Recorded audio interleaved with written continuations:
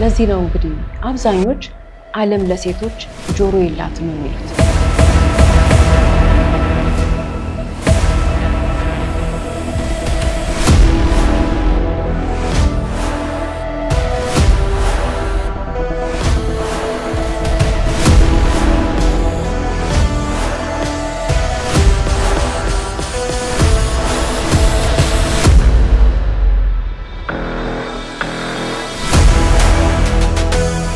ይሄ በጣም የጭካኔ ጥግ የተካሄደበት ሰዓት ነው።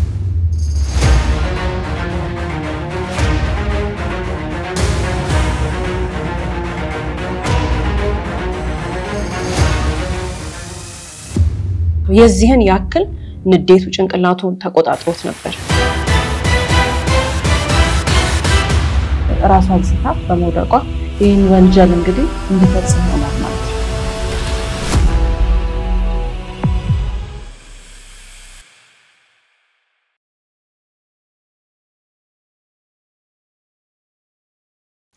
ሰላም የስለ ፕሮግራም ተከታታዮቻችን ስለ ህይወት ቲቪ በየሳምንቱ በዚህ ሰዓት ይዞላችሁ የሚቀርበው ፕሮግራማችን አሁን ይጀምራል። ስለ ህይወት ፍርድ የተሰጠባቸውን እውነተኛ ወንጀል ታሪኮችን ለእናንተ ለተመልካቾች በድራማ መልክ ያቀናበርን ይዘን የምንቀርበው ፕሮግራም ይሆናል። የዛሬውን ፕሮግራም ይዘንላችሁ የቀረብነው እኔ በስራት ገመቹና ቃል ኪዳን ታደሰ አንድ ላይ በመሆን ነው። እስከ ፕሮግራማችን ፍጻሜ ድረስ አብራችሁ እንድትቆዩ እንጋብዛለን። እናመሰግናለን። ማንኛውም የሰው ዘሮች ሁላችንም ብንሆን መልካም ያልሆነ ነገር ወይንም ክፉ እንዳይደርስብን የምንሰጋው ከቤታችን ስንወጣ ነው። በቅርባችን ሳይሆን ከሩቅ የሚመጣ ወይንም ባዳን ነው። በዛሬው ታሪካችን አስፈሪው ክፉ ነገር ከውጪ ወይም ከሩቅ ሳይሆን በገዛ ቤታቸው ውስጥ አብሮ የሚኖር ነው። ይህች ሴት ጥሩ ሚስት ናት። የተረጋጋ ባህሪ እንዳላት የሚያውቋት ይናገራሉ። በጣም ጠንቃቃና አለመግባባት ካለ ይቅርታ በመጠየቅ ሰላማዊ ኑሮ ለማስፈን ትጥራለች። አጠገቧ ያሉ ሁሉ ይወዷታል። ባሏ በጣም ያምናታል። ባሏ የተጠራጠራት በአንድ ሁኔታ ላይ ብቻ ነው። ሁሉ ነገር የተጀመረው በአጋጣሚ ነበር። ተኝታ ስትነሳ የማታ ልብሷ ወልቆ ሻሿ ተፈቶ ጸጉሯ ተበታትኖ ብቻ ሳይሆን የመኝታ ክፍሏ በር ተከፍቶ ታገኘው ጀመር። ይህ ነገር አንዴ ብቻ ሳይሆን ተደጋገመ። ለባሏ ስትነግረው አላመናትም። ሳቀባት። እባክሽ ጭንቀት አታብዢ እየቃዠሽ ነው ይላታል። ባሏ በርግጥ በሳምንት በስራ ምክንያት ጥቂት ቀናትን ነው ቤት የሚያድረው። እንጀራ ነውና ሁለቱም ተቀበለውና ተስማምተው የሚኖሩት ህይወታቸው። ዛሬ ግን የባል ቤት አለማደርን ተከትሎ የተፈጠረን አዲስ ነገር ሚስት ደጋግማ ቤት ሲመጣ ተናገረች። ነገር ግን እየቃዠሽ ነው ተባለች። ምክንያቱም ባል ቤት በማያድርባቸው ቀናት ሌሊት ቤት ጸጥ ሲል በደንብ የሚያውቃት ጥልቅ ገመናዋን የተረዳ አንድ ሰው በተኛችበት መኝታ ቤቷ ገብቶ የሰው ዘር ሊፈጽመው ቀርቶ ሊያደርገው የማይገባውን ተግባር ይፈጽማል። እውነቱን ስታውቀው ግን በተነካኪ ሆን ተብሎ የሚፈጸምባት ነውር ለማጋለጥ ማስረጃ አጣች። ነገር ግን ከማስረጃ ማጣቷ በላይ ያላመናት ባሏ ባላሰበው ሰዓትና ቀን በጠራራ ፀሐይ አሁን በሌሊት የሚፈጸመው በቀን ሲደረግ በአይኑ አየ። ሚስቱን አላምን ያለው እውነታ ጋር ተፋጠጠ። በሚወዳት የ3 ዓመት ሚስቱ ላይ ግፍ ሲፈጸም ተመለከተ። ድርጊቱ ሲፈጸም የያዘው ሰው ግን ማንም ሊጠረጥረው የማይችል ነው። በገዛ ሚስቱ ላይ አገኘው። ሁኔታው ታዲያ አደጋ ወይንም ግጭት ሳይሆን አይን ያወጣ ክህደትና ክፉ በደል ነው። ነገር ግን ልብ ሰባሪ ወንጀል። የዛሬው ታሪካችን ስለዚህች መልካም ሴት ሲሆን የራሷን ሐቅ ስትናገር ሰሚ ያጣች እየማለች ስታስረዳ አበድሽ የተባለች ነገር ግን እንዳላበደች የታወቀው ከረፈደ በኋላ እውነታን ያላወቁላት ጥቃቱ ከደረሰባት ማንነቷ ካጣች በኋላ ሲገባቸው ነገር ግን የረፈደ ፍትህ እንደተነፈገ ይቆጠራል። ለሷ እውነትን ተከዳለች፣ ተነፍጋለች።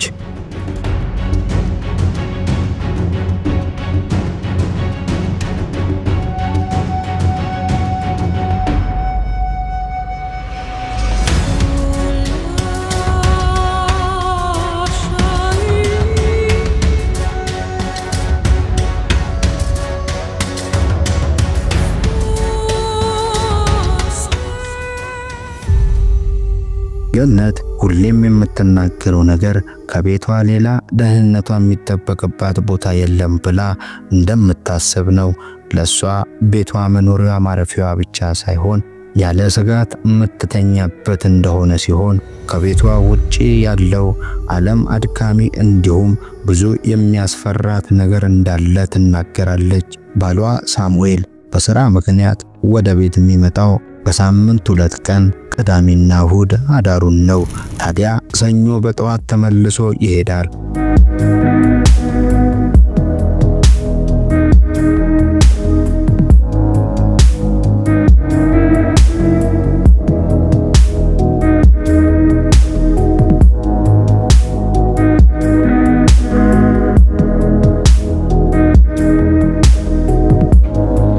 በዚህ ምክንያት ባሏ በሌለባቸው ቀናት ብቸኝነት እንደሚሰማት ትናገራለች። ነገር ግን አታማርርም።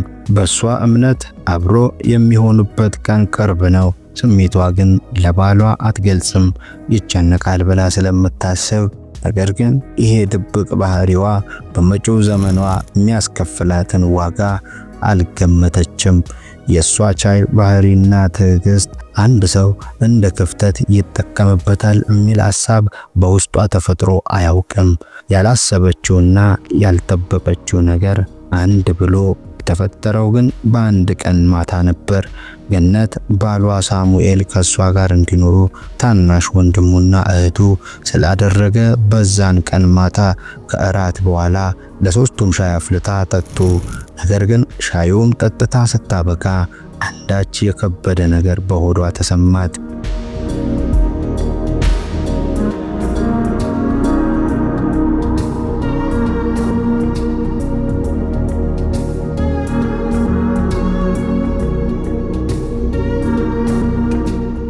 እንቅልፍ ወይም ድካም ሳይሆን የሆነ ራሷን በሰከንዶች እየሳተች መሰላት።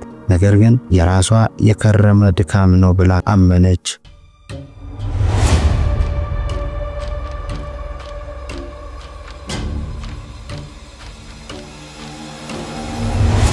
ጠዋት ስትነሳ ፍጹም ባልጠበቀችው ሁኔታ ራሷን አገኘችው።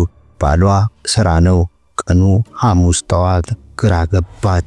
የራሷ ሰውነት እስከማይመስላት ደነገጠች። ጸጉሯ ተንጨባሮ 100 ኪሎ የተሸከመ ያህል ሰውነቷ ዛለባት። ራሷን በመስታወት ተመለከተች። ግራ ገባት። የባሏን እህት ጠርታ ነገረቻት። የተሰማትን ሁሉ ገለጸችላት። ሰሞኑን ስራ ስላበዛሽ ነው፣ አለዚያ አርግዘሻል፣ ተረጋጊና ተመርመሪ ብላ አረጋጋቻት። የባሏ ወንድም በበኩሉ ሐኪም ቤት ልውሰድሽ፣ ተመርመሪ፣ እሷ እንዳለችው አርግዘሽ ይሆናል ብሎ ነገራት።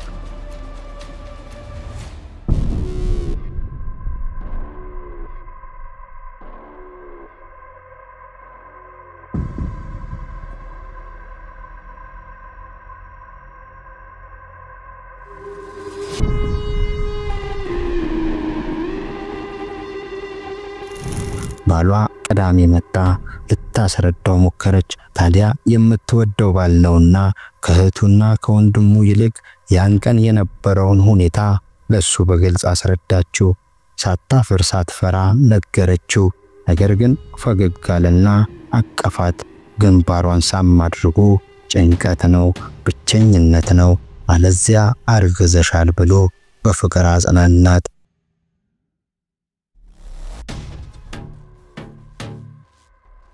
በኋላ ለባሏም ሆነ ለእህቱና ለወንድሙ አልተናገረችም። ያቺ ቀን ማታ የተፈጠረ ነገር እንዳለ ተኝታ እያለ ታውቃለች። ነገር ግን በማስረጃ ማቅረብ አትችልም።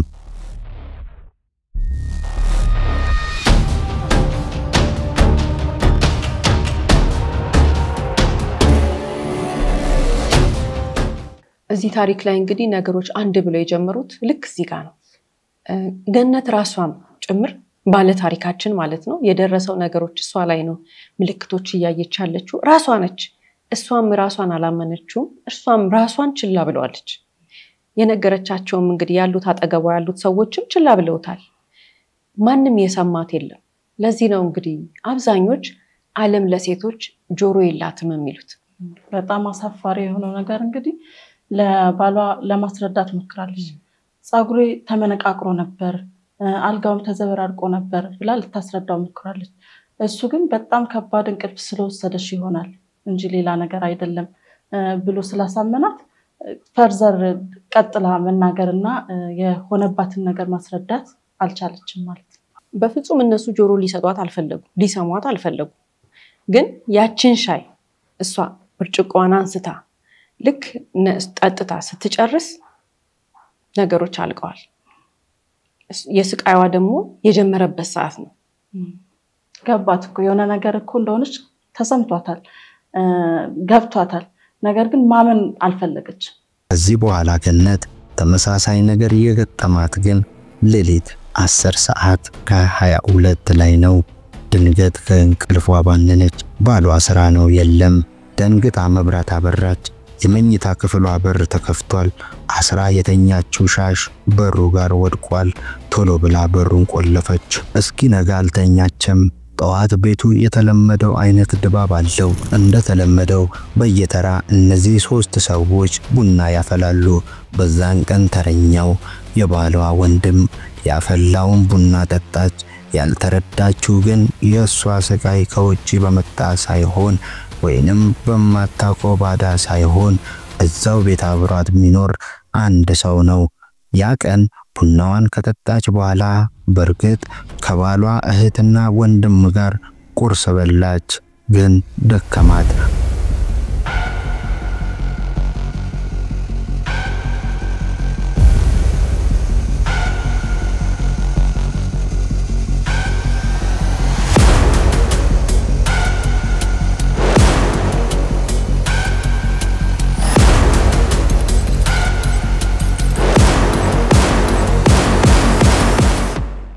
እሷ የመሰላት ሌሊት 10 ሰዓት ከ22 ላይ ነቅታ እስኪ ነጋ ስላልተኛች ነበር ስለዚህ ስራ ቦታዋ ደውላ እረፍት ጠየቀች ቀጥላ መኝታ ክፍሏንና ቤቱን እየደከማት ከሰውነቷ ጋር እየታገለች አጸዳች የባሏ እህትና ወንድም ወደ ስራቸው ሄዱ ቤቱ ባዶ ነው ስራዋን ሰርታ ስታበቃ ገላዋ ታጠበች ቴሌቪዥን እያየች ሶፋ ላይ እንቅልፍ ወሰዳት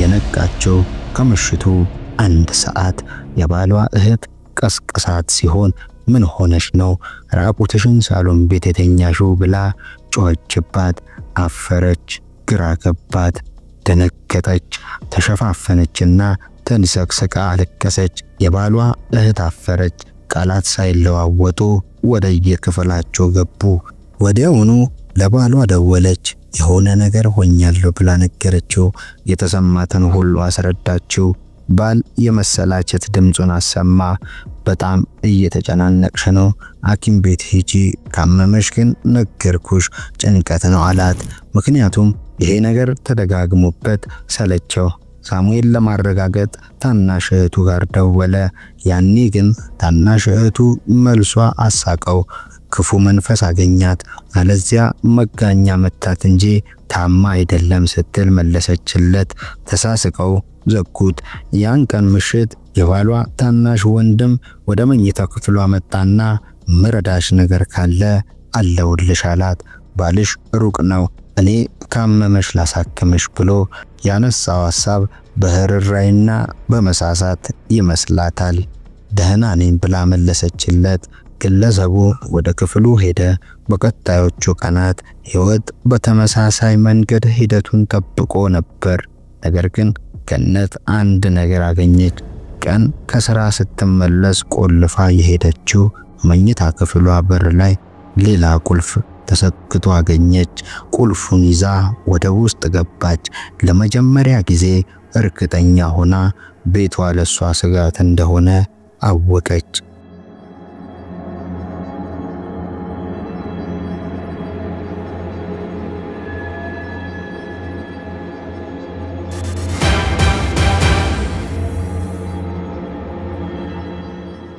ገነት በክፍሏ ውስጥ ሆና ተጨነቀች። የባሏ ወንድም ግን ቁልፉን እንዳገኘችው አውቆ ተናደደ። ክፍሏ በር ላይ ቆሞ አሰበ። ነገር ግን አንዴ ደብቆ የገዛው ቁልፍ እንዳገኘችው ሲረዳ ንዴት እንጂ ፍርሃት አልተሰማውም። ምን ታመጣለች በሚል ስሜት ናቃት። በቀጣዮቹ ቀን ገነት እንቅልፍ አጣች። ቤት መመገብም ሆነ ውሃና ሻይ ቡና መጠቀም አቆመች። በሯ እንዳይከፈት መጠበቅ ስራዋ ሆነ። ገነት ምክንያት አላት። በተደጋጋሚ የክፍሏ በር ሊከፈት ይሞክራል። ቤት ውስጥ ውጥረት ተፈጠረ። የባሏ እህት ይሄኛውን ወንድማቸውን ፊት ነሳችው። ቤቱ ያንቺ ብቻ ሳይሆን የታላቃችን ቤት ነው በማለት 2 ወይንም 3 ጊዜ ተከራከረቻት። ይልቁን ገነት ግን ሐሳቧን አልቀየረችም። ይልቁኑ ከባሏ ታናሽ ወንድም ጋር ሰላምታ አቁማ በክፍሏ በድብቅ መኖር ወሰነች። ደፋሪው ግለሰብ ተግባሩን ቀጥሎ በሌላ ቀን ለሌት በሩን ሊከፍት ሲታገል ነቃች።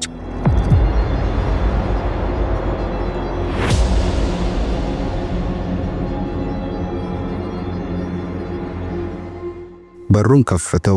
ወንበሩን ግን ሊገፋው አልቻለም። ያኔ ግን ገንዬ ክፈችልኝ ብሎ ለመናት። በድንጋጤ ማመን አቅቷት ምታደርገው ጠፋት። አሁን በድብቅ የነበረው በግልጽ ሆነ። ገነት ጮኸች። የባሏ እህት መጣች። ያኔ ገነት ወንበሩን አነሳች።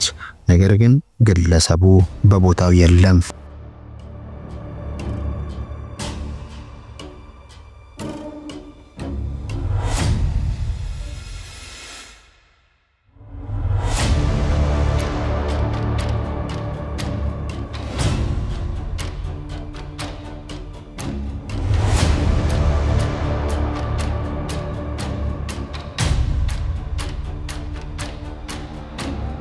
የባል እህት ሳቀችባት። ምንም ሰው የለም ተረጋጊ ያለቻት። ግለሰቡ ምን ሆናችሁ ነው ብሎ ከእንቅልፉ እንደነቃ ሰው ሆኖ መጣ። ገነት ያመናት የለም። ይሄ ቀን ካለፈ በኋላ ባለው እሁድ ከሰዓት ግን ቤተሰቡ በሙሉ ተሰበሰበ። ሁሉም አዝነዋል። ለአንዴና ለመጨረሻ ጊዜ ችግሩን ለመፍታት የተሰበሰቡት ደግሞ ታላቅ ወንድማቸው ፊት ሲሆን ነገሩን ተወያዩ። እህትና 2 ወንድሞች ግን በግልጽ ታመሻሉ። ሁሉ ነገር በአይምሮሽ የፈጠርሽው ነው ስትባል እሺ ያለች አልተሟገተቻቸውም። ቀጣዩ ደግሞ ሁለቱንም ይቅርታ እንድትጠይቅ ባሏ አስገደዳት። ይቅርታውን ተቀብለው ታረቁ።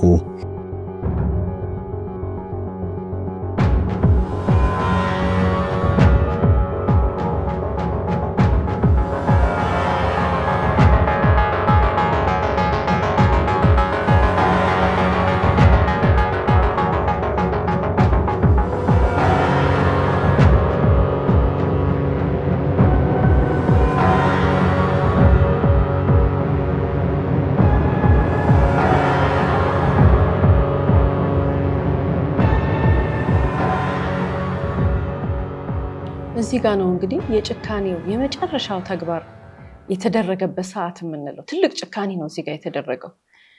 ገነት ከዚህ በኋላ ያቺ ይቅርታ የምትለው ቃል ካፏ ከወጣች በኋላ እንደዛ አጎንብሳ ይቅርታ ከጠየቀች በኋላ ለራሷ መኖር አቆመች። ውስጧን መግለጽ አቆመች። ጥያቄ ወደ አይምሮዋ ሲመጣ ጥያቄዋን ከአይምሮዋ ላይ መካድ ጀመረች። እቺ በቃ አቆመች ለራሷ መኖር። እሷ ልክ ለራሷ መኖር አቁማ ስሜቷን መግለጽ ስታቆም ውስጧን መናገር ስታቆም ደግሞ ለሱ ለባልየው ታናሽ ወንድም ተመቸው። ዝምታዋ ለሱ ነፃነት ሰጠው ይበለጠ። ሁላችንም ማውራት ምናፍረው ነገር አለ በህይወታችን ውስጥ። እንደዚህ አይነት አጋጣሚዎች እንግዲህ የሚከሰቱት አንዳንድ ጊዜ ጨለማ ውስጥ ብቻ አይደለም። ጨለማን ብቻ ተገን በማድረግ አይደለም። አንዳንድ ጊዜ ባዶ ቤት ወይም ደግሞ አመቺ የሆኑ ቦታዎችም ሊሆን ይችላል። ባለታሪካችን እንግዲህ የተመቸው ምንድነው እሷ ባዶ ቤት ውስጥ ራሷን ስታ በመውደቋ ይህን ወንጀል እንግዲህ አስቦበት እንዲፈጽም ሆኗል ማለት ነው። ሰኞ ጠዋት ባል ቤት የለም። ሚስት ገነት ከባሏ ጋር በተስማማችው መሰረት የዓመት እረፍት 13 ቀን ወስዳ ወደ ቤት ተመለሰች። እንደ ሌላው ቀን ሁሉ ቤት ውስጥ ስራ እየሰራች ነበር የባሏ ታናሽ ወንድም ወደ ቤት የመጣው። ታርቀዋልና አሁን በሰላም ያወራሉ። ስለ ጤንነቷ ጠየቃት። በሰላም አወሩ። ታዲያ በየክፍሉ የዞረች ስራ ስትሰራ በመሃል የቀዳችውን ውሃ ትጠጣ ነበር። ለሷ ውስጧ ታርቃለች። የዚህ ግለሰብ ውስጥ ግን የቆሸሸ ነው። አሁን ባሏ ለሳምንት ስራ ሄዷል። እሷ ደግሞ ውሃ ውስጥ የጨመረውን አላየችም።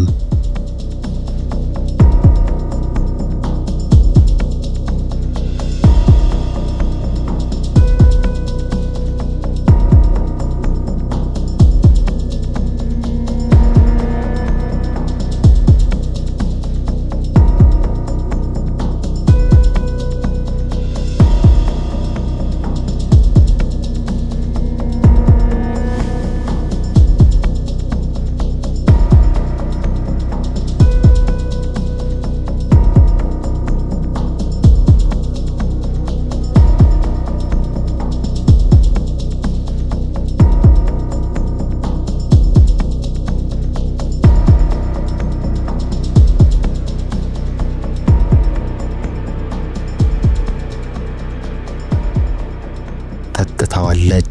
ታዲያ በፍጹም የውሃ ቃና ያልተለወጠበት ሎሚ በውሃ ስለምትጠጣ ነው። ራሷ ሲደክማት ገብታ ተኛች።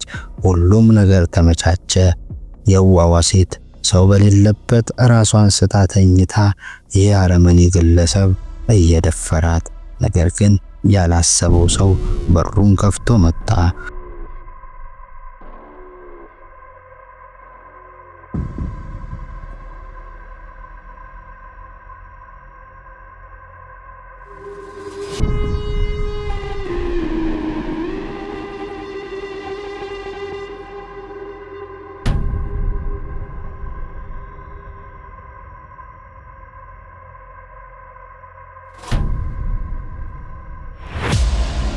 ስራ ሄደ የተባለው ታላቅ ወንድሙ ሚስቱን ሲደፍር ባይኑ ተመለከተ። ለአንድ ሰከንድ ማናቸውም አልተንቀሳቀሱም።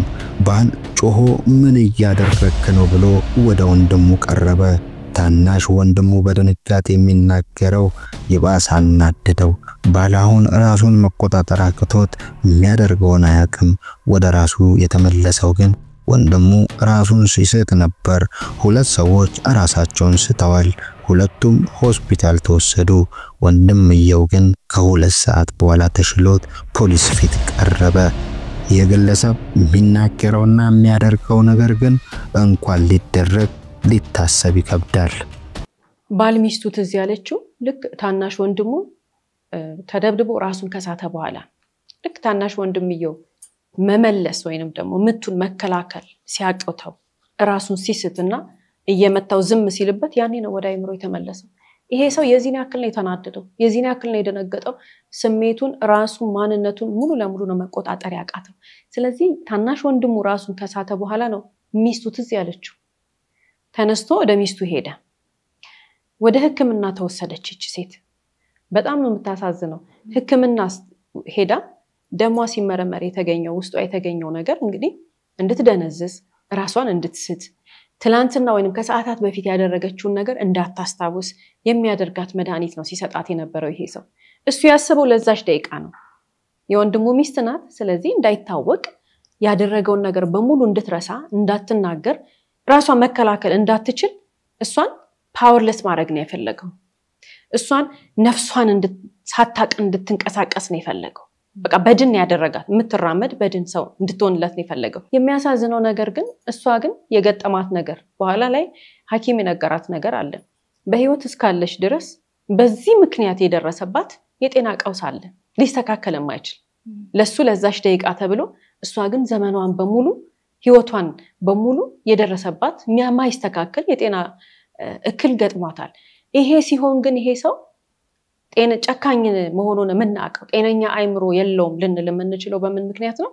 የወንድሙ ሚስት ማለት ለሱ ነገ ጠዋት ልጆች ስትወልድ ደሞቹ ስጋዎቹ ናቸው ስለዚህ እህቱ ናት አይደል የወንድሙን ሚስት በዚህ መጠን ሲጎዳ ነገ ጧት ለምትወልዳቸው ልጆች ላይ ጤና እክል ይገጥማቸው ይሁን ወይ ደግሞ ነገ ጧት ልጆቹ ጤነኛ ሆነው ቢወለዱና የጤና እክል ባይገጥማቸው እንኳን ብንል እንኳን እሷ በደረሰባት የጤና እክል ምክንያት ለልጆቿ መሆን የሚገባትን ነገር እንዳትሆነ የሚያደርጋት የጤና መቃወስ እንደሚያደርስባት ያቃል ግን በጣም ራስ ወዳድ ጨካኝ ሰው ስለሆነ ማገናዘብ የሚችል አይምሮ ስለሌለ እሱ የታየው ምንድነው ያችን እሱ የሚፈልጋትን ነገር ብቻ ነው ታናሽ ወንድምየው እንግዲህ በፍርድ ቤት ቀላል ቅጣት አይደለም የተቀጣው ብዙ አመት ነው የተፈረደበት ይሄንን ነገር ደግሞ አዛዋውረዋል ወይም ደግሞ ተባብረዋል ተብለው የተጠረጠሩ 4 ሰዎች እና ከዛ በላይ የሆኑ ተይዘዋል ማለት ነው እነሱም ቀላል ፍርድ አይደለም የተፈረደባቸው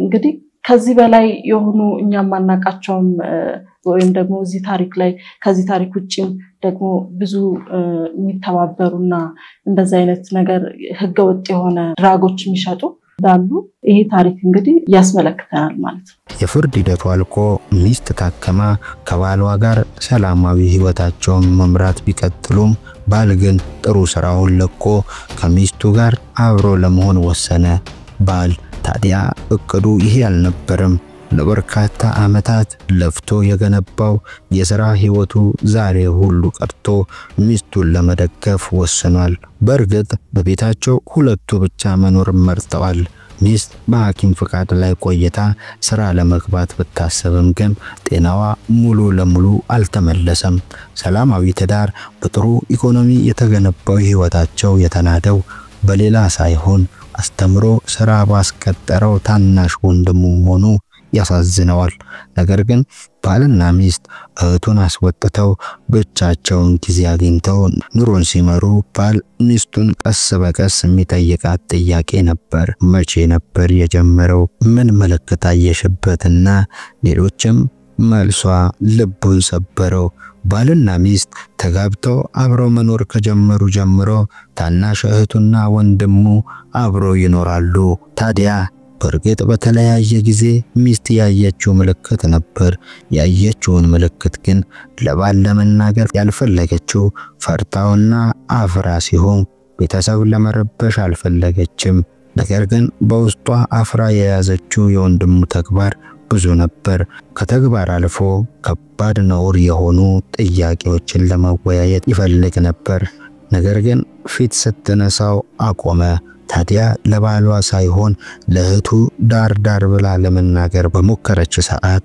እህቱ የተናገረቻትን ሁሌም ውስጧ ያብሰለስለዋል አንቺ ከቤተሰቡ ተወጫለሽ እንጂ ወንድሞቼ ባንቺ ምክንያት አይጣሉም ብላታለች ዛሬ ትንሹ ልጃቸው በማረሚያ ቤት ሲገባ መላ ቤተሰቡ ከገዛ ልጃቸውና ሚስቱ ጋር ያላቸውን ግንኙነት አቋረጡ ለምን ሲባል በሽምግልና መፍታት ሲቻል ለህግ አሳልፋችሁ ሰጣችሁ ብለው መለሱ ወጣት ነው ተሳሳተ ብቻ ሳይሆን ያለነው ወይንም ይፈጠራል ብዙ ሴት አጋጥሟታል ብለው ገነት ላይ የደረሰውን አናንቀው የወንጀለኛ ልጃቸውን ነውር ለማሳነስና ለመደበቅ ሞከሩ ሁልጊዜም እንግዲህ ከታሪኮቻችን መጨረሻ ላይ የምናነሳቸው በርካታ ሐሳቦች አሉ የዛሬ ባል ታሪኮቻችንን ተመልክተን የምናነሳው ሐሳብ ያው ዋና መወያያችን የምትሆነው ገነት ናት ባለ ታሪካችን በጣም ተሳዝናለች ስለሷ ስናስብ ደግሞ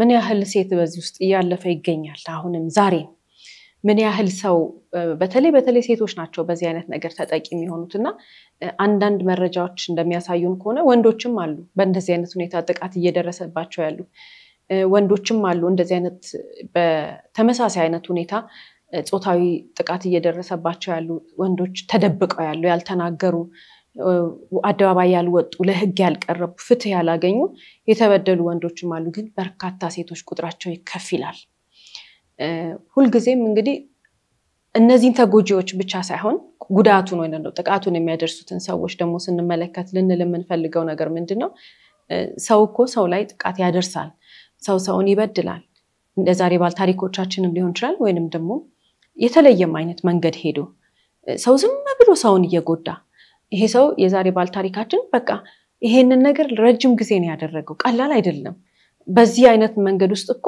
አንድ ጊዜም ቢሆን ጥቃት በጣም ከባድ ነው ግን በተደጋጋሚ ሲያደርገው የነበረ ነገር ነው እንደነዚህ አይነት ነገሮችን የሚያደርጉ ሰዎች ሰውን በተደጋጋሚ የሚጎዱ ሰዎች የሰውን ህይወት የሚቀሙ ሰዎች በሰው ላይ አድቫንቴጅ ወስደው የራሳቸውን ጥቅም ብቻ የሚያስከብሩ ሰዎች ጨካኞች ኢቭን ሰው ላይ ሲጨክሩም እኮ ይሄ ነው ሊገለጽ የማይችል በቃ በሰውኛ አይምሮ የማይታሰብ ከየት አመጣው እንደዚህ አይነቱን ሐሳብ የሚያስብል ነው የዛሬ ታሪካችን እንደነዚህ አይነት ሰዎች አሉ እንግዲህ ህሊና የሌላቸው የክፉ መጫወቻ የሆኑ ፈጣሪ የማያውቁ ህሊናቸው የት እንደሄደ ለመገመት እንኳን የማያስችሉ ሰዎች ይሄ ሰው ይሄንን ነገር ሲያደርግ የዛሬ ባል ታሪካችን ሰው አላየው ወንድሟ አላየው እሷም ራሷን አታቀም እህቱም አላየችው ገነትም ራሷን አስታለች ብለናል ግን ፈጣሪ እንደሚያየው አያስብም ፈጣሪ እኮ ያየዋል ህግ አላየውም ሰው አላየውም ማንንም አላየውም አዎ ግን ፈጣሪ እንደሚያየው አያቀም ለዚህ ነው ሰውን ሲጎዳ ሰውን ሲበድል ሰው ላይ ክፉ ነገር ሲያደርግ አንዳንድ ጊዜ ህግ ላይ ያየው ይችላል ሰውም ላይ ያየው ይችላል ግን ፈጣሪ እያየው እንደሆነ መረዳት መቻል አለበት ታዲያ ህግ አላየው አይታሰርም ሰው አላየው አያጋልጠውም ብሎ ያስባል ያሰው ህግ ስላላየው ሰውም ስላላየው የሚጋለጥበት መንገድ የሌለ ስለሚመስለው ነው ብዙ ርቀት ለመጓዝ የሚሞክረው ያ ሰው ግን ልንለው ምንፈልገው ሰውን እየበደለ ህግም ሰውም ሳያየው ተደብቆ ብዙ ነገር እያደረገ ያለ ይሄንንም ፕሮግራም እየተከታተለ እንደዛ የሚያደርግ ሰው አለ ጉዱ ነው በኋላ እንደዚህ ይሆናል የዓለም መጨረሻ ሲመጣ በስተርጅና አይደለም ቅጣቱ በመድር ላይ ሳለ ሊያውም በፍጥነት ወዲያውን ዋጋ ይከፍላል ዋጋ ሲከፍል ግን እሱ የበደላቸው ሰዎች ወይንም እሷ የበደለቻቸው ሰዎች ልክ እንደ ዛሬ ባል ታሪካችን ይድናሉ ወደ ኖርማል ህይወታቸው ይመለሳሉ ያ ሰው ግን ላይመለስ ነገሮች ላይስተካከሉበት ነው ወደ ጉድጓድ የሚገባው በቁሙ በድን ሆኖ የሚሄደው እንደዚህ አይነት ሰው ነው ሰው ተሸፍኖ ከሰው ተሸፍኖ ከህግ ተሸፍኖ ፈጣሪን ደፍሮ ሰውን የሚበድል ሰው ማለት በቃ ጉዱ ፈላ ዘመኑን ሁሉ የረገመ ዘመኑን ሁሉ ያበላሸ በረከቱን የማያይ ጸጋውን የማያይ ፈጣሪን የደፈረ ህግን የደፈረ ሰውን የናቀ ሰው ነው እንደዚህ አይነት ሰዎች አሉ ማአት ናቸው ትንሽ አይደሉም ህሊና የሌላቸው የሚያረጉት ክፉ ነገር ደግሞ በጣም የሚያሳዝነው ነገር እንደዚህ አይነት ነገር የሚያረጉ ክፉ ሰዎች የት ነው ያሉት አጠገባችን ነው ያሉት እንዲህ የሚበድሉት የዋህ ሰው ሆኖ ስትመለከቸው ይሄ አለ አይደለ ደግ ሰው ውስጡ ቅን የሆነ አጠገባቸው ያለን ሰው ነው የሚበድሉት አጠገባቸው ያለን ሰው ልክ እንዴት ነው አንበጣ እህል እንደሚፈጀው የዛን ሰው የእድሜ ዘመኑን የዛን ሰው በረከቱን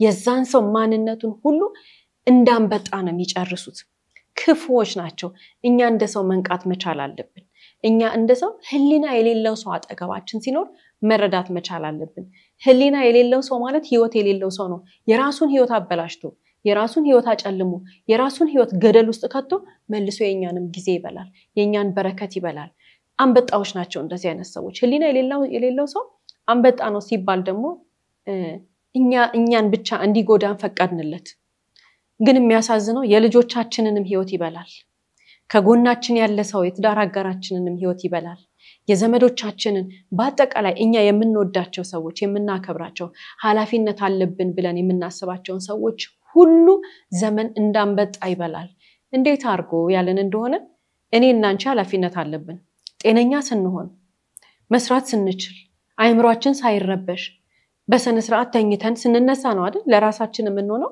ከዛ ቀጥሎ ደግሞ ኃላፊነታችንን ለመወጣት ከጎናችን ላሉ ሰዎች የምንተርፈው እንዲህ አይነት የተረጋጋ ህይወት ሲኖር ነው ግን ክፉ ሰው አጠገባችን ካለ ግን መተኛት አንችል መብላት አንችል መስራት አንችል መረጋጋት አንችል የዛን ጊዜ ምን እንሆናለን ፐርፎርማንሳችን ይወርዳል የህይወታችን ኳሊቲ ይወርዳል የማንነታችን ሁሉ ነገራችን ወደታች ወደ ቁልቁል ነው የሚሄደው ያኔ ኃላፊነታችንን መወጣት ያቀተናል አንሰራም ቤተሰባችንን ቴክ ኬር ማድረግ አንችልም አንሰራም ራሳችንን ቴክ ኬር ማድረግ አንችልም ለዚህ ነው ርግት ብለን ማየት መቻል አለብን ድካም ነው የሚጨምሩብን መከራ ነው የሚጨምሩብን ፈተና ነው የሚያመጡብን ክፉ ሰው አጠገባችን ካለ መጠንቀቅ መቻል አለብን ህሊና የሌለው ሰው ያስታውቃል ህሊና የሌለው ሰው መጀመሪያ በተግባር ከመበደሉ በፊት እኛን በቃላት የሚያወጣቸው ነገሮች አሉ ተግባሩ ያስታውቃል ዛሬ አግኝተነው ያንን ሰው ዛሬ ምልክት እናይበታለን እኛ ግን ምንድነን የዋህ ስለሆነን ምልክቱንም ያያየን ልክ ያንን ሰው ስናየው ወይንም ስንረዳ ወይ የኔ ጭንቅላት መስሎኝ ነው እንጂ እሷ እንዲያታረግም እሱ እንዲያያረግም ይያለን ራሳችንን እናታልልና ከዛ በኋላ ምን እንሆናለን ጉድጓድ ውስጥ ይከተናል ያ ሰው ፈጣሪ ከየዋህ ሰው ጋር ስለሆነ ሁሉ ጊዜም ከነሱ ካስገቡን ነገር መውጣታችን አይቀርም ለምን ግን አንድ ቀናችን ባንበጣ ይበላል ክፉ ሰው አንበጣ ስለሆነ ለምን አንድ ቀናችን ለምን አንድ ሰዓት ህሊና በሌለው ሰው እንበደላለን ንቅት ማለት መቻል አለብን ይሄ እድሜ ክልል የለው ህሊና የሌለው ሰው አጠገባችን ሲመጣ እድሜ ክልል የለው የትምህርት ደረጃ የለው ሀብት ንብረት መጠን የለው ምንም ነገር የለው ሁላችንም ላይ ሊደርስ የሚችል ነገር ነው ሰው ስለተማረ ስላልተማረ አይደለም ገንዘብ እጁ ላይ ስላለ ስለሌለ አይደለም ክፉ ናቸው በቃ እነዚህ የክፉ መጠቀሚያ መሳሪያዎች ስለሆኑ ፈጣሪ የሰጠን ጸጋ ፈጣሪ የሰጠን በረከት ህይወታችንን ልንገነባ ህይወታችንን ትግት ብለን ልንሰራ ከጧት እስከ ማታ አላማ ኑሮን ደክመን የገነባነው ማንነታችን በ70 ዓመታችን ሁሉ ክፉ ሰው አጠገባችን መጥቶ ዘመናችንን ሁሉ የለፋነውን ነገር እጭድ አድርጎ ሊወስድብን ይችላል የ20 ዓመት ልጅ ሊሆን ይችላል የ15 ዓመት ልጅ ሊሆን ይችላል 30 40 ሊሆን ይችላል 50 የትኛው እድሜ ላይ እንሁን ክፉ ሰው ወደኛ ሲመጣ ልስልስ ብሎ ምንም ሳያስታውቅ ቀስ ብሎ ነው የሚመጣው ከዛ በኋላ ግን ነገራችንን እጥብ አድርጎ ሊሄድ ይፈልጋል ለምን ከክፉ የተላከ ነው ክፉ ነው በቃ መንቃት መቻል አለብን ዝም ብለን ካገኘነው ሰው ጋር ልጥፍ ብለን አንድ ላይ ህይወታችንን ሁሉ መስመራችንን ይዘን ሄደን የራሳችንንም ከጎናችን ኃላፊነት ያለብን የምንወዳቸውንም ሰዎች ህይወት እንዳናበላሽ መጠንቀቅ አለብን ሁሌም ቢሆን ሰውን ሲያወራ ያስታውቃል የፈለገ ነገር ቢሆን ህሊና የሌለው ሰው ያስታውቃል ንግግሩ ያስታውቃል ሰው ሲያወራ ልብ ብለን ማዳመጥ አለብን ህሊና ቢስ የሆነ ሰው የሆነች ቦታ ያመልጠዋል የሆነች ቃል የሆነች ነገር ሹልክ ብላ ትወጣለች ካፍ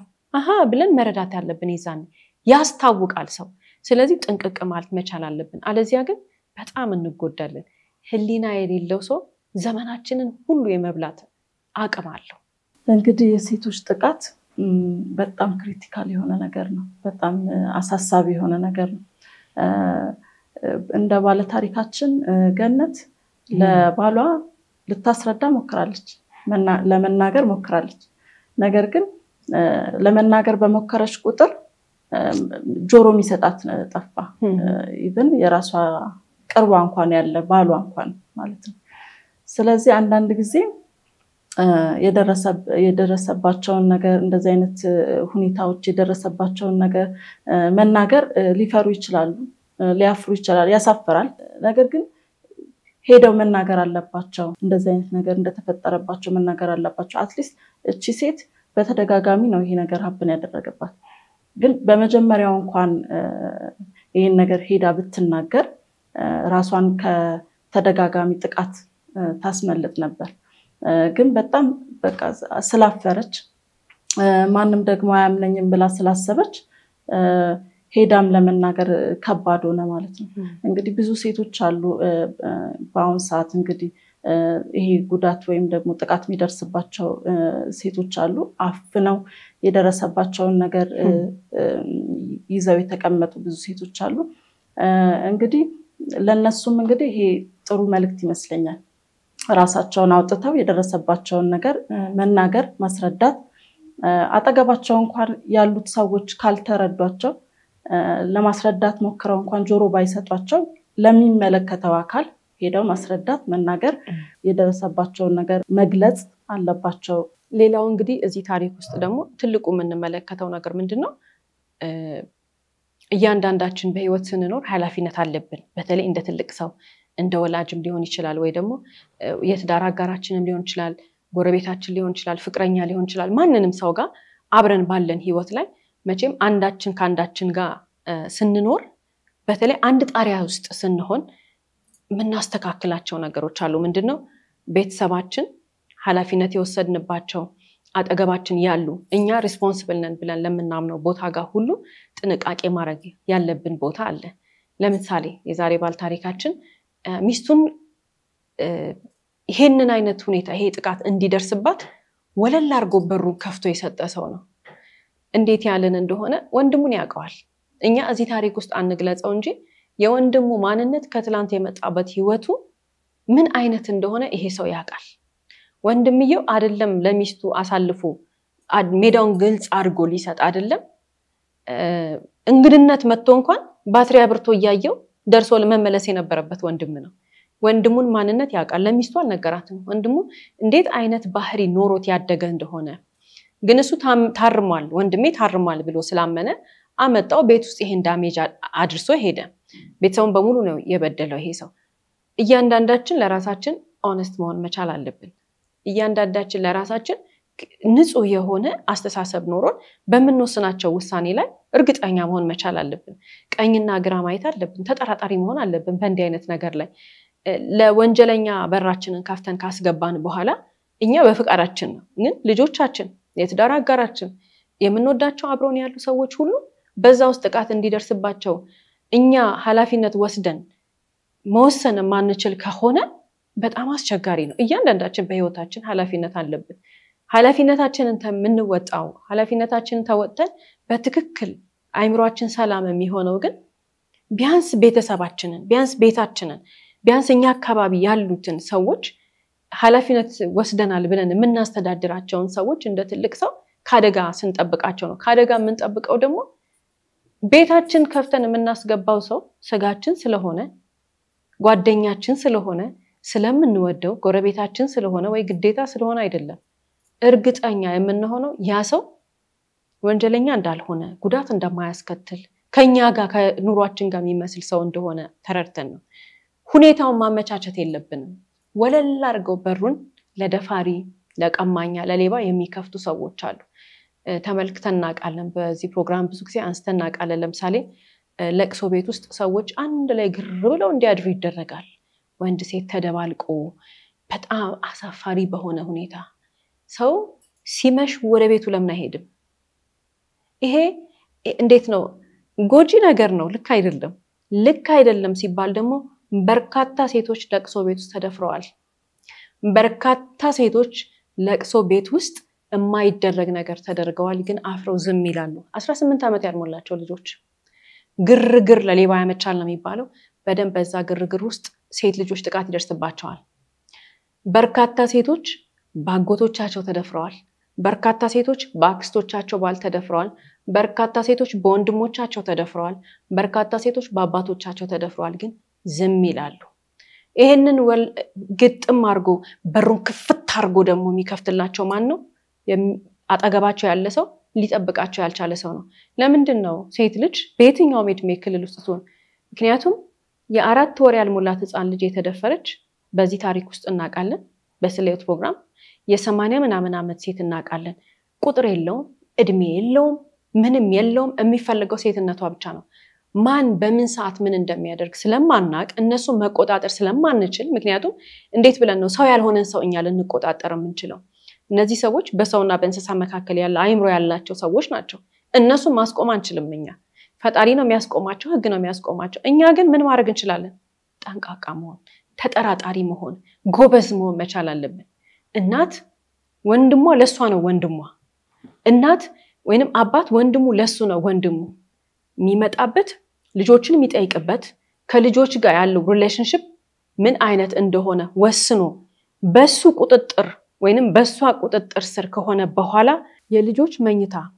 የልጆች ውሎ የልጆች አዳር ምን እንደሆነ ወላጅ እንደወላጅ መከታተል መቻል አለበት ልጆቻችንንም አጠገባችን ያሉትን ሰዎች ሁሉ መጠበቅ የምንችለው አይምሮአችን ማሰብና ማገናዘብ ሲችል ነው ማሰብና ማገናዘብ መጠራጠርና መጠንቀቅ ክፉ መሆን አይደለም ጎበዝ መሆን ነው ወይ እሷ እኮ ተጠራጣሪ ናት አረ እሱ እኮ ቅናተኛ ነው አያምንም ይባላል ሰው እንደዛ ይለናል ሲሉ ውለው ይደሩ እኛ ግን ጎበዝ መሆን መቻል አለብን ቤታችን ማን እንደሚገባ ወንድ ልጅ ሚስቱ አጠገብ የሚደርስ ወንድ ማን እንደሆነ ካላስተዋለ በስተቀር ሚስቱን ካልጠበቃት ልጆቹን ካልጠበቀ ምኑ ጋር ነው ወንድነቱ ያንንም ጓደኛውን ያምናል ያንንም ወንድሙን ያምናል ያንንም የሚስቱን ወንድም ያመነ ቤት ውስጥ ያመጣ አንድ ጊዜ ተመልክተሽ አጣቂም ሃሃሃ የተባለ ቤት ውስጥ ማታ ሁሉ ይጣጣና ከዛ ሁሉ ሰው ፍራሽ ላይ ይደር ምናምን ይሄ በጣም ኢሬስፖንሲብል የሆነ ሰው ተግባር ይሄ በጣም አደገኛ ነገር ነው ያ አባት ቤት ውስጥ ሴት ልጅ እያለችው አሁን ወንዶችም ጋር መጥቷል የማንን መንጋ ሰብስቦ አምጥቶ ቤት ውስጥ እያበላ እያጠጣ እዛ እየጠጡ ምናምን አድረው ጧት ሲነሳ ያንን የሱን ክፍተት የሱን ችላ ማለት ያየ የራሱ ጓደኛ ልጁን ያበላሸ ልጁን የደፈረ ተመልክተን እናውቃለን መደፈሩ እኮ ብቻ አይደለም እኮ ሊድን የማይችል በሽታ እኮ የሚያስይዝ አውሬ አለ እንዴ ወላጅ እንደ ወላጅ ኮስታራ መሆን መቻል አለበት ቤታችን እላፊ ሰዓት የሚባል ነገር ሊኖረው ይገባል ቤታችን መጥቶ ሊያድር ሰው ሲመጣ በተለይ በዚህ ጊዜ በጣም ጠንቃቃ መሆን አለበት አዳር የምትባል ነገር ናት ትልቁን ችግር በዚህ ጊዜ እየፈጠረች ያለችው ቤታችን ብንችል ሰው አሁን እንወዳለን እንግድነት ይመጣል የኛ ሀገር ባህል ነው እንዴ እኛ ግን መበርታትና ንቁ መሆን መቻል ያለብን እንግድነታው ይመጣል ሰው እናስተናግደዋለን እራትን በላለን እንጫወታለን ከዛ በኋላ ግን ሆቴል ወስደን ወይ እናሳድረው የፈለገ ነገር በቃ ምንም ነገር ይምጣ ይሄንን እንደ አቋም መያዝ መቻል አለብን ሰው ቤት ሄጄኔ ተከራክሬ ያውቃለሁ እንዴት ሴት ልጅ እንደዚህ እድሜ የደረሰ ሴት ልጅ እያለቻችሁ እናንተ ይሄንን ሰውዬ ቤታችሁ ከልጃቸው ጎን መኝታ ቤት አድርገው ሲያሳድሩ እንዴት ብያቃለሁ ግን የዛን ሰዓት እኔ እንደ ተጠራጣሪ ነው ተቆጠርኩት እንደዚህ አይነት ነገር አለ በባህላችን ጎበዝ ወላጅ አይኑን ያስተካክላል መነጽሩን ያስተካክላል ጭንቅላቱን በደንብ ያሳስባል ያያል ነገሮችን ወላጆች ጥንቃቄ ማድረግ መቻል አለባቸው ምክንያቱም በተለይ ሴት ልጆች አይናገሩም ይሄ ጥቃት ሲደርስባቸው ዝም ነው የሚሉት እንኳን አይደለም ህፃናት ሆነው ትልቅ ሆና እኮ አልተናገረችም እቺ ሴት የሚያምናት ሰው አላገኘችም ከመድረሱ በፊት ግን መከላከል ይቻላል ይሄ ባል ከመድረሱ በፊት መከላከል ነበረበት ወንድሙን ለምንድን ነው ለሚስቱ ትቶ ባዶ ቤት ትቶ የሚሄደው አይደረግም እንደዚህ ነውር ነው ማለት ወንድና ሴት መሆናቸው መካድ አንችልም መዋሸት አንችልም አይደረግም ተፈጥሮን እናቀዋለን እንዲህ አይነት ነገር ውስጥ መግባት የለብንም መጀመሪያውንም ያንን ነገር ወለል አርጓ ለመክፈት ነው መፍትሄው መከላከል ይሄ ኃላፊነት የሚሰማው ሰው ተግባር ነው ሌላው ሴቶች ልጆች አሉ የደረሱ ሴት ልጆች እንግዳ ይመጣል ቤታችን አይደል ለምሳሌ ቁጭ ብለን እየተጫወትን ቲቪ ያያየ ምናምን ልጆቹ ቤታቸው ነው ልጆቹ ደጅ ወጥተው ማይለብሱት ልብስ ቤት ውስጥ ይለብሳሉ ቁምጣ ሊለብሱ ይችላሉ በቲሸርት ወደዚህ ውርውር ሊሉ ይችላሉ የተለያየ ነገር ሊያደርጉ ይችላሉ የዛን ሰዓት ላይ የደረሱ ሴት ልጆችን ቤት ውስጥ እንደፈለጉ በነፃነት በሚሆኑበት ሰዓት እኛ በየጊዜው ጎረምሳ ወንድ ትልቅ ወንድ ብቻ ያችን ሴት ጥቃት ሊያደርስ የሚችል ወንድ በተደጋጋሚ ወደ ቤታችን የምናመጣ ሰዎች የደረሰች ልጅ ወይንም ደግሞ የደረሰ ልጅ ያለው ሰው ማን ወደ ቤቱ እንደሚያመጣ መጠንቀቅ መቻል አለብን ውጪ ነው ነገራችንን መጨረስ ያለብን ልጆቻችን ልብ እስኪገዙ ድረስ ልጆቻችን ራሳቸውን ዲፌንድ ማድረግ እስከሚችሉ ድረስ ልጆቻችን እንደ ትልቅ ሰው አስበው ማገናዘብ እስከሚችሉበት እድሜ ድረስ ቤታችን ማን እንደምናመጣ ማስተዋል አለብን ሰዓት መለየት መቻል አለብን ሰዓት ወሳኝ ነገር ነው ልጆች በቤታቸው የፈለጉትን ይለብሳሉ እንደፈለጉ ወደዚህ ይያሉ ይላፋሉ ይጫወታሉ ቤታቸው ነው እንትና ስለሚመጣ እንደዚህ አድርጊ እንትና እንደዚህ ስለሆነ እንደዚህ አድርጊ እኛ ልንጫወት እኛ ልንስቅ እኛ ልናሽካካ እኛም ጨዋታ አምሮን ልጆቹን ልናሳቀቃቸው ነው ልጆቹ ቤታቸው ነው ቅድሚያ የሚሰጠው ለልጆች ነው ካለ ቅዳሜና እሁዳቸውን ቤት የሚሆኑበትን ሰዓት ለልጆቻችን ነው ማንንም ያመጣን ቤታችን እየሰበሰብን ከማንንም ጋር እየተሰበሰብን ቤታችን ውስጥ ልጆቻችን አይን ውስጥ አስገብተን ጥቃት ምናስፈጽምባቸው እኛ ነን እንደዚህ አይነት ግርግር የደረሰ ልጅ ያለው ሰው ማቆም አለበት የደረሰ ልጅ ያለው ሰው በሩን ከፍቶ ከስንት ሰዓት እስከ ስንት ሰዓት እነማ ይቆያሉ ማን ነው እኛ ቤት የሚውለው ከማን ጋር ነው እንዴት አይነት ግንኙነት ያለኝ ብሎ አተኩሮ ማየት መቻል አለበት አለበለዚያ ትውልድ እየፈጀን ነው በኋላ ላይ ልናስተካክለው ማንችለው ጉዳት ነው የምናመጣው ይሉንታ መቅረት መቻል አለበት ጎጂ ባህል ተሰብስቦ ምናምን የሚባለው ነገር መቅረት መቻል አለበት ልጆቻችንን መጠበቅ መቻል አለብን ልጆች ብቻም አይደሉም እንደ ዛሬ ባል ታሪኮቻችን ደግሞ ሚስትም እህቶችም እንደዚህ አይነት ጉዳት እንዳይደርስባቸው ወንዶች ልብ ማለት መቻል አለበት አባወራ ማለት እኮ ይሄ ነው አባወራ ማለት ህግ ያወጣል በዛ ህግ መሰረት ይኬዳል ንቅንቅ ፍንክች ማትል ህግ ነው መውጣት ያለበት እንትና ስለመጣ እንትና ስለሆነ የሚባል ነገር መኖር የለበት ተጨማሪ ሐሳብ እንግዲህ ለመጨመር አባት ልጁን እንዴት ይጠብቃል እናት ልጇን እንዴት ትጠብቃለች ባል ደግሞ ሚስቱን እንዴት ይጠብቃል እህት ወይም ደግሞ ወንድም እህቱን እንዴት ነው የሚጠብቀው አሁን ሴትም ወንድም የለም የሚባልበት ደረጃ ላይ ስለደረስን ማለት ነው ግልጽነት ያስፈልጋል እንደገና ደግሞ ያ ግልጽነት የምንነጋገርበት በፍቅር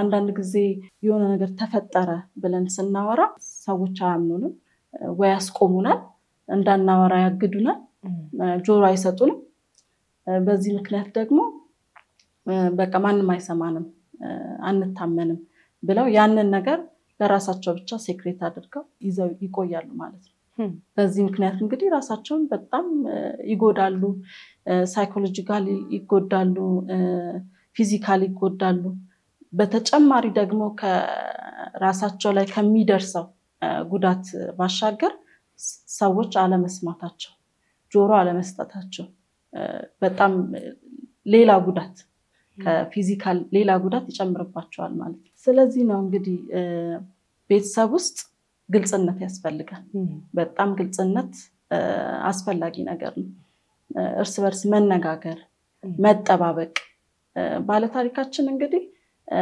ባልየው ሚስቱን አልጠበቃትም አሳልፎ ሰጥቷት ነው ሄደው ወይ ደግሞ ስትውል እዛ ቤት ውስጥ ሌላ ተጨማሪ ሰው የሚያምነው ሰው አብሮ አላስቀመጠም ዝም ብሎ የራሱን ስራ ብቻ ነው ያሰበው ወንድሙን አምኖታል አንዳንድ ጊዜ እንግዲህ አጠገባችን ያሉትን ሰዎች ሁሉ ልናምን እንችላለን ከቅርበት የተነሳ እሱ እንደዛ ያደርግም ወንድሜ እንደዛ ያደርግም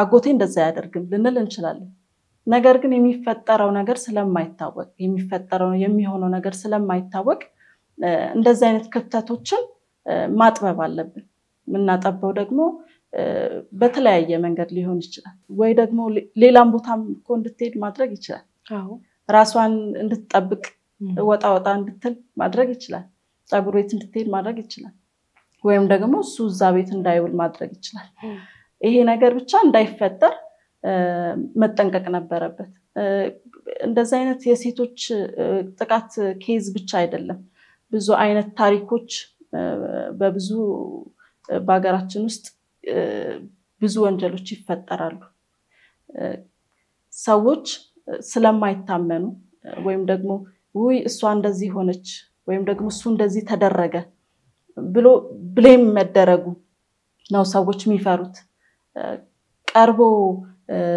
የሚሰማቸው ስለሚያጡ ገና ለገና ያንን መጠቋቆሙ ስለሚፈሩ ለሰዎች ማስረዳትና መናገር በጣም ይፈራሉ ማለት ነው ስለዚህ ቤተሰብ አባት እህት ባል ሚስት እርስ በርስ መጠባበቅ አለበት ግልጽነት ሊኖር ይገባል ከዛ በተጨማሪ እንግዲህ የዛሬ ባል ታሪኮቻችን ላይ የምናስተውለው አንድ ነገር አለ ይህቺ ሚስት ይሄ ጉዳት ከደረሰባት በኋላ የምትኖረው የምትወጣው የምትወርደው ወይንም ደግሞ የዕለት ተዕለት ተግባሯን የምትፈጽመው ከማህበረሰቡ ጋር ነው ጎረቤት አላት ዘመዶች አሏት በጣም ብዙ ሰዎች አሉ የባልየውን ዘመዶች መመልከት እንችላለን የባልየው ዘመዶች እንግዲህ የሚያደርሱባቸው መድሎ መገለል መውቀስ ለምን እንዲህ አይነት ነገር አደረጋችሁ ብሎ ለሁለት ተከፍሎ ጥቃት ያደርሱባቸዋል ተጎጂ ሚስት ሆና የሚስቱ ጉዳት ባልየውን ምን ያህል እንደጎዳው አይተናል አልደረስኩላትም ብሎ አላመንኳትም ሚስቴን ብሎ በጣም የተጎዳ ባል ነው ይሄ ባል ግን እሱ ጉዳቱ ላይ ደግሞ የሚጨምርበት ወይንም ደግሞ የሱ ማንነት ላይ የሱ ህይወት ላይ ጉዳቱ ላይ ሌላ ጉዳት የሚጨምርበት ተግባር ከራሱ ከዘመዶቹ እንመለከታለን ከዛ ደግሞ ማህበረሰብ ደግሞ እንደ ጎጂ ልማዱ ነው እያለ ነገሮችን በማጋነን ደግሞ ያንን የሷን ጉዳት ከባልና ከሚስቱ መጪ ህይወት ጋር ሰፍቶ የሚያያይ ሰው አለ በቃ ከዛ ነገር ጋር እነዚህ ሰዎች ስናያቸው እንደ ማህበረሰብ ሁላችንም እናረጋው ሰው ነገር አለ የዛሬ 10 ዓመትም ብናያቸው እንዴ እነዚህ ማለት እኮ ያኔ ወንድምየው እንዲያርጉ ምናምን አይደል ብለው እናማቸዋለን ይሄ ካለ መሰልጠን ጋር የተያያዘ ነገር ነው አንድ ሰው ጉዳት ሲደርስበት እኮ ጉዳት ነው በቃ ያ ሰው ተጎዳ አደጋ ደረሰበት አይደል ከዛ በኋላ ከዛ ነገር አለፈ እነዚህ ሰዎች አለፉት ካለፉት በኋላ ለምንድን ነው የሰውን ጉዳት እንደ ማህበረሰብ ችግራችን ነው ይሄ የሰውን ጉዳቱንና ሰውየውን ወይንም ሴትየዋን ሰፍተና ያይዘን የምንራመደው ለምን ሐሜት ማናቆመው ለምንድን ነው ምላሳችንን ስለዚህ ነገር ላይ ማስረዘም ማናቆመው አንድ ሰው ተጎዳ ማለት ስፔሻሊ እንደ ሴት ልጅ ይሄ ባል እያየ ሚስቱ እንዲህ አይነት ጉዳት የመደፈር ጥቃት ሲደርስባት አለፈው እኮ በቃ ታከመች ህግ ፊት ቀርበው ተፈረደ ከዛ በኋላ በርቱ ጀግኖች ጎበዞች እንኳን ፍትህ አገኛችሁ መባል ሲገባቸው እነሱ ግን የዘላለም ታርጋ ተሰጥቷቸው ሲታሙ ነው የምንኖረው። ለዚህ ነው በርካታ እናቶች ሴት ልጆቻቸው ሲደፈሩ የሚደብቁት፣ በርካታ አባቶች ሴት ልጆቻቸው ሲደፈሩ የሚደብቁት የማይናገሩት ማህበረሰቡ ተጎጂም ሆነው እንደገና ደግሞ እንደ ጥፋተኛ ቆጥሮ ስለሚያማቸው ስለሚያገላቸው ነገ ጧት ምናልባት ባል ላታገኝ ትችላለች፣ ነገ ጧት ምናልባት ፍቅረኛ ላታገኝ ትችላለች ብሎ የዛችን ሴት ልጅ ጉዳት መደበቅና ማፈን ኢዚ ሆኖ ያገኙታል ከመናገር ይልቅ። ብናገር ብለው ካልኩሌት የሚያደርጉት ነገር የሚፈሩት የኛን ምላስ ነው። እኛ የምንናገረውን ነገር እኛ የምናደርገውን ነገር አንዲት ሴት ልጅ የመደፈር ጥቃት ደረሰባት ማለት ከሷ ጋር ተያይዞ ታርጋ ይሰጣትና ከዛ በኋላ ዘመኗ በሙሉ በዛ ታርጋ ውስጥ እንድንጠራት እንድናደርጋት የሚያደርጉ ሰዎች ናቸው። ኢቭን ወጥተው እንደዚህ አይነት ጥቃት እኮ ደርሶብኝ ነበር የሚሉ ሰዎችን ምን አይነት ስም እንደምንሰጣቸው እናውቃለን። ስለዚህ እንደ ማህበረሰብ አስተሳሰባችንን ማስተካከል መቻል አለብን። ይሄ ደግሞ እንግዲህ በጣም የሚያሳዝነው ወንዶችም አሉ በእንደዚህ አይነት ጥቃት የደረሰባቸው። እንደዚህ አይነት ጥቃት የደረሰባቸው ወንዶች ደግሞ እንዴት ብለው ይወጣሉ? እንዴት ብለው ይናገራሉ? እኛ ካልሰለጠንን እኛ ካልተማርን እኛ እውነትና ውሸትን ለይተን ካላወቅን እንዴት ብለው ወንዶች ወጥተው ይናገሩ? እንዴት ብለው ትውልዱን ያድኑት? ወንድ ልጆች በወንድ የመደፈር ጥቃት ደርሶባቸው እኮ ተሸማቀው እኛ አፋችንን ፈርተው እንደዚህ መደረጋቸውን እንዳላለመናገር በጣም ስለምናሳቀቃቸው እኮ ሌሎች ወንድ ህፃናት ሌሎች ወንዶች ወጣቶች እኮ ራሳቸውን እንዲጠብቁ ትምህርት ለመስጠት እንኳን አልተቻለም። ለምን? ወጥተው ትምህርት ለመስጠት ከሞከሩ እናሸማቀቃቸዋለን፣ መሳቂያ ነው እናረጋቸው። ይሄንን መሰልጠን መቻል አለብን። አንድ ወንድ የደረሰበትን ጥቃት ወጥቶ ቢናገር ሌሎች በርካታ ወንድ ልጆቻችን ይድናሉ። ሌሎች በርካታ ወንዶች ይሄ ነገር እንዳይደርስባቸው ግንዛቤ ያገኛሉ። የኛ አፍ ግን የኛ ምላስ ግን እንኳን አይደለም ወጥቶ ሊናገሩ ይቅርና በጥርጣሬ እንኳን እሱ እኮ እንትን ተደርጓል መሰለኝ ከሌ እኮ እንደዚህ አድርጎታል መሰለኝ እያልን አውርተን ልጆቹን ሽሪንክ እንዲያረጋቸዋለን፣ ኮንፊደንሳቸውን እንዲያጡ እኩል የህይወት የሰጠንን የላይፍ ኦፖርቹኒቲ የምንለው አለ ሁላችንም የተሰጠንን እድል መጠቀም እንዳይችሉ የምናረጋቸው እኛ ነን እንደ ማህበረሰብና ግንዛቤ መውሰድ መቻል አለብን።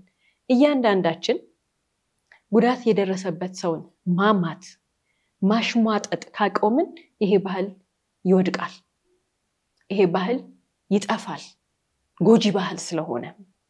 ታዲያ እኔ አቆምኩኝ እኔ ይሄን ነገር ማለትና ጉዳት የደረሰባቸውን ሰዎችን ማማት ካቆምኩኝ በኋላ ሌላ ደግሞ አንድ የሚጠበቅብኝ ኃላፊነት አለ። ምንድነው? ጎረቤቴ መታ ያንን ነገር ልታወራልኝ ከሞከረች፣ ጓደኛዬ መታ ያን ነገር ልታወራልኝ ከሞከረች እናገራታለሁ፣ ደጋረገላታለሁ። እንዲህ ማለት የለብሽም። ስለዚህ የሚናገር ምላስ ካቆመና የሚሰማን ጆሮ ከዘጋን ያ ጎጂ ባህል ይቆማል። ይሄንን ሁላችንም ኃላፊነት ያለብን እያንዳንዳችን፣ እኔም አንቺም ሁላችንም እንደ ማህበረሰብ በጾታዊ ጥቃት የደረሰባቸው ወንዶችም ይሁን ሴቶችን ማማት የሚባለውን ሐሳብ ለማስቆም ከፈለግን እኛ ምላሳችንን እንቆጥብ፣ የሚያወራልንን ሰው ደግሞ ጆሮ አንስጠው። የዛን ጊዜ ከዚህ ባህል ጎጂ ባህል እንወጣለን። ሰዎች በነፃነት የደረሰባቸውን ጥቃት ለህግ ይናገራሉ፣ ለሚዲያ ወጥተው መማሪያ ያደርጉታል። ከረገራቸው ከዛ ከጉዳታቸው ጋር ራሳቸውን ሰፍተው መጪ ዘመናቸው እንዲበላሽ አያደርጉም። ይሄ የስልጣኔ አንዱ መንገድ ነው። ከዚህ በተጨማሪ እንግዲህ ወደ ባለታሪካችን ስንመጣ ገነት ይሄ ነገር ከተፈጠረባት በኋላ ራሷን ለመግለጽ ለመናገር ሞክራ ነበር። ምንም ባሏ ባይሰማትም ፈርዘር ሄዳ ይሄን ነገር እንደዚህ ሆኛለሁ እንደዚህ ተደርጎብኛል ብላ መናገር ነበር። ወይም ደግሞ ሌላ ለምትቀርበውም ሰው መናገር ትችል ነበር፣ ለፖሊስ መናገር ትችል ነበር። ነገር ግን በማፈሯ ምክንያት ማንም ሰው አልሰማኝም ብላ ስጋት ውስጧ በማደሩ ምክንያት ይሄን ነገር አፍና ተቀምጣለች ማለት ነው። ከዚህም የተነሳ ነው እንግዲህ ሲቆይ ህመሟ እየበረታ ሄደው ማለት ነው። ህመሟ በጣም ታማ አይደል ሆስፒታል ሄዳ ይሄ ነገር ይታወቃል። እስከዛ ሰዓት ድረስ ግን ራሷን ገልጣ አልተናገረችም። እንግዲህ እንደዚህ አይነት ነገሮች ሊፈጠሩ ይችላሉ። ከተፈጠሩ በኋላ አንዲት ሴት እንደዚህ አይነት ነገር ከሆነባት በኋላ እንዴት ነው ራሷን ማሸነፍ ያለባት ነው? አንደኛ ማድረግ ያለባት ወይም ደግሞ ይሄን ነገር ብሬክ አድርጋ ራሷን ማከም የምትችለው መናገር ስትችል ነው። ካልተናገረች እንግዲህ ደብቃ ከተቀመጠች ልጆች ትወልዳለች ወደፊት ብዙ ቤተሰብ ሊኖራት ይችላል። በዚህም ምክንያት እንግዲህ ህይወቷን በአሸናፊነት ልትኖር አትችልም። ስለዚህ ተናገረች ማለት አንድ እርምጃ ተራመደች ማለት ነው። ጎበዝ ሴት ናት ማለት ነው። ራሷን አሸንፋለች ማለት ነው። እና እቺ ሴት አሁን ያው ፍርድ ተሰጥቶባቸዋል። ይሄን ነገር አድርገዋል ተብለው ወንጀሉን ሰርተዋል ተብለው ፍርድ ተቀብለዋል። ነገር ግን ቀደም ብላ ብትናገር ኖሮ ወይም ደግሞ አልሰሙኝም ብላ ዝም ብላ ባትቀመጥ ኖሮ ሄዳ ብትናገር ኖሮ አንደኛ ኮንፊደንስ ይኖራታል። ሳይኮሎጂካሊም ደህና ትሆናለች። ፈውስ ታገኝ ራሷን እያጀገነች እየበረታች ትሄዳለች ማለት ነው። እንደዚህ አይነት ነገሮች ሀፕን ሊያረጉ ይችላሉ። ቅድም እንዳልሽው ጥንቃቄ ማድረግ አለብን ከሚለው ጎን ለጎን ደግሞ ተደርጓል ወይም ደግሞ ተፈጥሯል ተብሎ ከታሰበ በኋላ ደግሞ የሚደረጉ ራስን የማከም ተግባራቶች አሉ ማለት ነው። አንዱ ደግሞ መናገር ነው ማለት ነው። እንግዲህ በአገራችን ራሳቸውን አውጥተው ግልጽ አድርገው የተናገሩ ሰዎች አሉ። ዝም ብለው ደግሞ አፋቸውን ይዘው ቤታቸው ውስጥ ተደብቀው ያሉ ሰዎች አሉ። ለፖሊስ ደግሞ ራሳቸውን ሄደው እንደዚህ ሆኛለሁ ይሄ ነገር ተከስቶብኛል ብለው ተናግረው ፍርድ ያሰጣሉ። ከዛ ደግሞ በተቃራኒ ፈርተው ተሸማቀው የሰውን አይን ራሱ ለማየት በጣም ከብዷቸው ራሳቸው ላይ በር ይዘጋሉ። ስለዚህ ሴቶች እህቶቻችን እነሱ ተሸማቀው አዝነው በር ዘግተው ራሳቸውን የሚጎዱበትና የሚቀጡበት ምክንያት የለም። ሊያዝን ሊሸማቀቅ ራሱን አንገቱን ሊደፋ የሚገባው ራሱ የደፈራቸው ሰው ነው። ስለዚህ በጀግንነት በድፍረት ወጥተው ለህግ ተናግረው ወንጀለኛው እንዲቀጣ ለህግ እንዲቀርብ ማድረግ ወንጀለኛውን ለፖሊስ ለህግ አሳልፈው ከሰጡ በኋላ ካስፈረዱበት በኋላ የራሳቸውን ህይወት የራሳቸውን ኑሮ መቀጠል አለባቸው። ይሄን ደግሞ ማድረግ የሚችሉት ቴራፒም ከሆነ ሄደው ራሳቸውን መታከም ህክምና መውሰድ ሳይኮሎጂካሊም ይሄ ነገር በጣም ከባድ ስለሆነ ሄደው መታከም አለባቸው መዳን አለባቸው። ከዛ ደግሞ የወደፊት ህይወታቸውን መቀጠል አለባቸው ማለት ነው። ውድ የስለ ህይወት ቤተሰቦች ሁላችንም ጉዳት ይደርስብናል ብለን ምናስበው ከሩቅ ካለ ሰው ወይንም ከቤታችን ውጪ ነው። ነገር ግን አጠገባችን ባለ ሰው ከፍተኛ ጉዳት ሊደርስብን እንደሚችል የዛሬ ባለ ታሪኮቻችን ጥሩ ማሳያ ናቸው። ስለዚህ ሁላችንም ከጎናችን ያለው ማን እንደሆነ አጣርተን ራሳችንንና የምንወዳቸውን ሰዎች ሁሉ ከጉዳት እንጠብቅ እያለን የዛሬን በዚያ በቃን። እስከ ፕሮግራማችን ፍጻሜ ድረስ አብራችሁን ስለቆያችሁ እናመሰግናለን። ሳምንት በተመሳሳይ ሰዓት በአዲስ ታሪክ እንደምንቀርብ እየገለጽን እንደተለመደው በአድራሻችን አስተያየቶቻችሁን ላኩልን። እስከ ሳምንት ድረስ ቸርን ሰንብት።